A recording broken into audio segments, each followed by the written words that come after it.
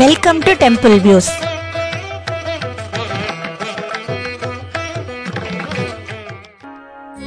இன்று 108 திவ்ய தேசங்களில் 3வது திவ்ய தேசமான தஞ்சாவூரில் உள்ள வீர நரசிம்மர் திருக்கோயிலை பற்றி தெரிந்து கொள்ளலாம். இந்த திருக்கோயிலில் நரசிம்மரின் துணைவியருடன் அருள்பாலிக்கிறார். 108 திவ்ய தேசங்களில் இந்த திருக்கோயில் தஞ்சை மாமணி கோவில் என்ற திவ்ய தேசத்தில் பூதத்தாழ்வார், நம்மாழ்வார், திருமங்கை ஆழ்வாரால் மங்களாசாசனம் செய்யப்பட்டதாகும். இந்த திவ்ய தேச கோவிலில் கர்ப்ப கிரகத்தில் ஸ்ரீ வீர நரசிம்மர், மண்டபத்தில் ஸ்ரீ யோக நரசிம்மர், நீலமேக பெருமாள், பிரகாரத்தில் ஸ்ரீ லக்ஷ்மி நரசிம்மர், கருடாழ்வார், விமானத்தில் ஸ்ரீ அபயவரத நரசிம்மர் மற்றும் கம்பத்து நரசிம்மர் ஆகிய 5 தெய்வங்கள் உள்ளன. நீலமேக பெருமாள் கோவிலின் பிரகாரத்தில் நரசிம்மரின் வலதுபுறத்தில் மகாலட்சுமி அமர்ந்து அருள்பாலிக்கிறார்.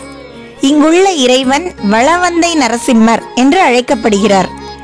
நரசிம்மரின் கோபத்தால் மகாலட்சுமி வலது பக்கம் இருக்க தேர்ந்தெடுத்ததாக கூறப்படுகிறது. மனக்கஷ்டமுள்ள பக்தர்கள் அமைதி பெற இந்த கோவிலின் மகாலட்சுமியை வழிபட வேண்டும். மூலவர் நீலமேக பெருமாள், வீர நரசிம்ம பெருமாள், மணிக்குன்ற பெருமாள். உற்சவர் நாராயணர். தாயார் செங்கமலவல்லி, அம்புஜவள்ளி, தஞ்சை நாயகி. தீர்த்தம் அமிர்த தீர்த்தம், கன்னிகா புஷ்கரணி, வெண்ணாறு, ஸ்ரீராம தீர்த்தம், சூரிய புஷ்கரணி. ஸ்தல விருட்சம் மகிழ மரம். விமானம் வேத சுந்தர விமானம், மணிக்கூட விமானம். தல வரலாறு: திரேதா யுகத்தில் தஞ்சகன், தண்டகன், தாடகன் ஆகிய 3 அசுரர்கள் சிவபெருமானை நோக்கி தவம் புரிந்தனர்.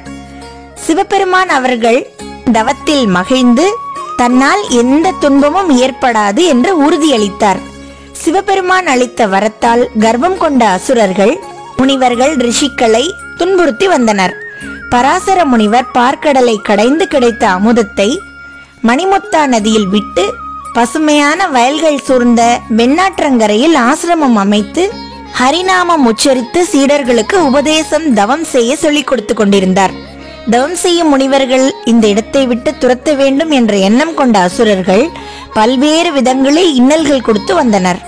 பராசர முனி சிவபெருமானை அணுகி அவர்களை கொல்லுமாறு வேண்டினார். சிவபெருமான் அந்த அசுரர்களை கொல்ல அன்னை காளியை அனுப்பினார். இதற்கிடையில் அசுரர்கள் மணிமுத்தா நதியின் நீரை குடித்து அழியாதவர்கள் ஆகிவிட்டனர். எனவே அன்னை காளி அவர்களை கொல்ல முடியவில்லை. மேலும் அரக்கர்கள் முனிவர்களிடம் தங்கள் அட்டூழியங்களை தொடர்ந்தனர். பின்னர் பராசர முனிவர் விஷ்ணுவிடம் முறையிட்டார். விஷ்ணு உடனே கருடன் மீது ஏறி இங்கு வந்தார். இவர் நரசிம்ம வடிவத்தை ஏற்று யானை வடிவில் இருந்த தஞ்சகனை வென்றார். தஞ்சகன் இறைவனிடம் மன்றாடினான். மேலும் நரசிம்மரை இந்த இடத்தில் தங்கி பக்தர்களுக்கு அருள் புரியும்படி வேண்டினான். மேலும் இந்த இடத்திற்கு தன் பெயரை வைக்குமாறு இறைவனிடம் கேட்டுக்கொண்டார். அன்றிலிருந்து இந்த இடம் தஞ்சகன் பெயரால் தஞ்சாவூர் என்று அழைக்கப்படுகிறது. இதை தஞ்சையாளி என்றும் அழைக்கின்றனர். தண்டகா பூமியின் அடியில் ஒளிந்து கொண்டான். மகாவிஷ்ணு வராக அவதாரம் எடுத்து அரக்கனை கொன்றார்.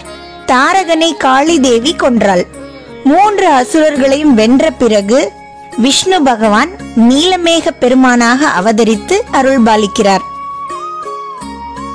மிகவும் அற்புத திருக்கோயிலான இங்கு பங்குனி, சித்திரை, வைகாசி மாதங்களில் 3 பெருமாள்களுக்கும் பிரம்மோற்சவம் மிக சிறப்பாக நடைபெறுகின்றன.